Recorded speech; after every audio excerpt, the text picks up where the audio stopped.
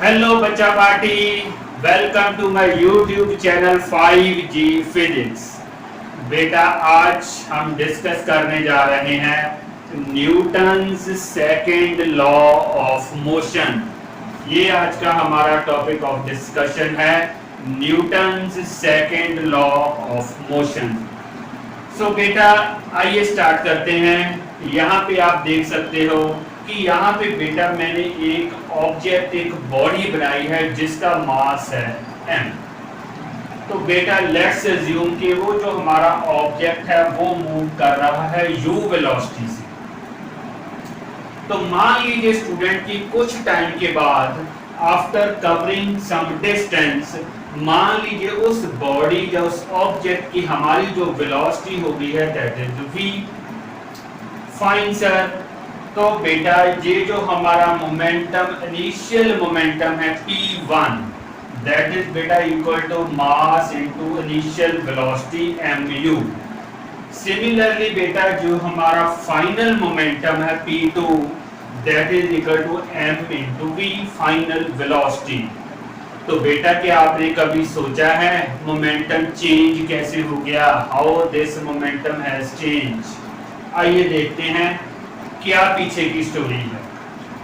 तो बेटा अगर हम सबसे पहले निकाले change in momentum, change in momentum mean final momentum minus initial momentum p2 minus p1, that is equal to mv minus mu। उसके बाद बेटा अगर हमने निकाला है rate of change of momentum, rate का मतलब बेटा है कि जो आपका मोमेंटम चेंज हुआ है उसको आप टाइम से डिवाइड कर दो, जितना टाइम लगा है इसी इवेंट के लिए टाइम से हम डिवाइड कर दिया, तो हमारे पास आया mv minus mu over t।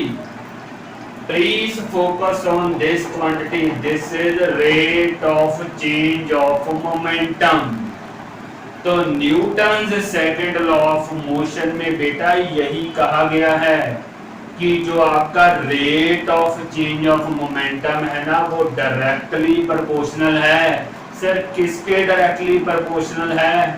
जो यहाँ पे फोर्स लगाई गई है ऑब्जेक्ट की वेलोसिटी को या मोमेंटम को चेंज करने के लिए।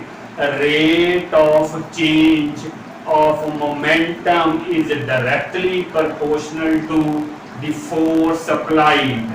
यही बेटा मैंने यहाँ लिखा है, rate of change of momentum is directly proportional to the force applied और vice versa। तो बेटा नेक्स्ट स्टेप में मैंने क्या किया है, m को कॉमन ले लिया है और यहाँ हमारे पास आ रहा v minus u over t। तो नेक्स्ट स्टेप में बेटा ये जो क्वांटिटी है, ये क्वांटिटी आपको पता है v minus you over T होती है हमारी एक्सेलरेशन। तो इस क्वांटिटी को बेटा मैंने फाइनली रिप्लेस कर दिया है f is equal to m into a. तो ये हमारा फाइनल लॉ है बेटा, Newton's second law of motion का जो फाइनल मैथमेटिकल एक्सप्रेशन है, F force is equal to mass into acceleration. Sir हमें कुछ एप्लीकेशंस बताइए Newton's second law of motion की डेली लाइफ में कहाँ पे यूज होता है? बेटा सबसे पहले आपका कोई भी व्हीकल आपने रेस्ट से उसको चलाना है या चलते हुए व्हीकल्स के ऊपर ब्रेक अप्लाई करके उसको रोकना है, वहां बेटा लगता क्या है, Newton's second law of motion he applicable है।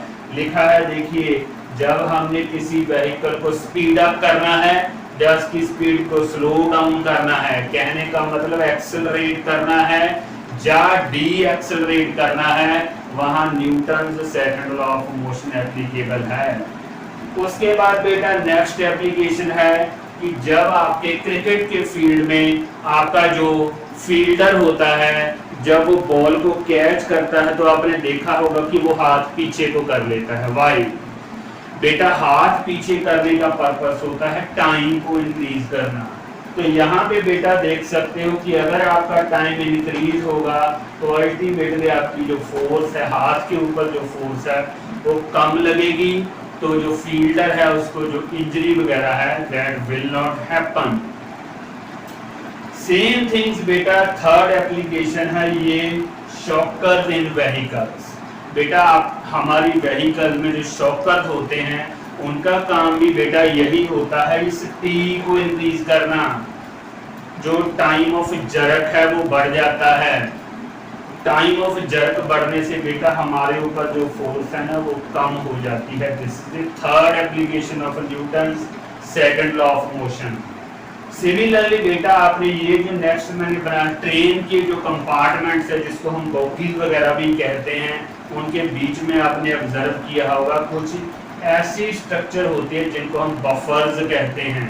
वो बफर भी बेटा इसलिए प्रोवाइड किए जाते हैं कि जब एकदम आपकी गाड़ी चलती हुई गाड़ी रुक जाती है तो वो बोगीज जब आपस में टकराने की कोशिश करती है तो ये जो बफर होते हैं ये टाइम इंक्रीज कर देते हैं। टाइम इंक्रीज करने से तो बेटा फोर्स आपकी बहुत कम हो जाती है, तो जो आपकी डैमेज वगैरह है नहीं होता। सिमिलरली बेटा किसी ऑब्जेक्ट को अगर आप किसी पर्टिकुलर हाइट से नीचे फेंकते हो, जैसे इस स्टिक को मैं नीचे फेंक दूं, ड्रॉप करूं, तो वहां भी बेटा Newton second law of motion he applicable है क्योंकि आपकी बॉडी में एक यूनिफॉर्म एक्सेलरेशन आती है, एक्सेलरेशन ड्यू टू ग्रेविटी। और बेटा लास्ट में मैं आपको बताना चाहूँगा Newton second law of motion बहुत इंपॉर्टेंट है तीनों लॉज में से। इसको रियल लॉ ऑफ मोशन कहते हैं, रियल लॉ ऑफ मोशन। ये डिस्कशन बेटा हम नेक्स्ट वीडियो में कंटिन्यू करेंगे। तब तक please stay tune to 5G physics, like and subscribe my channel. Thank you very much.